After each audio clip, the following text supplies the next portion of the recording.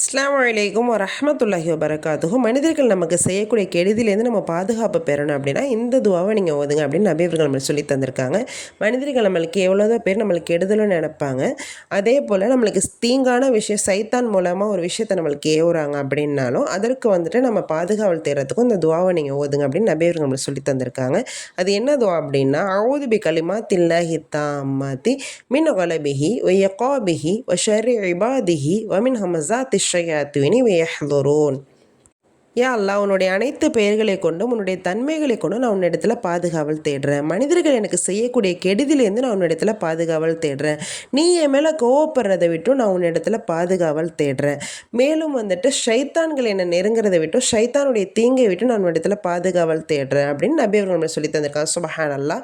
இந்த துவாவுக்கு எப்படி ஒரு அழகான அர்த்தம் இருக்குது பார்த்தீங்களா? இந்த துவாவை யாரெல்லாம் அதிகமாக ஓதுறாங்களோ அவங்கள முழுமையாக அல்லாஹ் பாதுகாக்கிறான். யாராலையும் வந்துட்டு அவங்களுக்கு எந்த நிலைமையிலையும் தீங்கு செய்கிறதுக்கு அல்லாஹ் ஒருபோதும் விட மாட்டான்.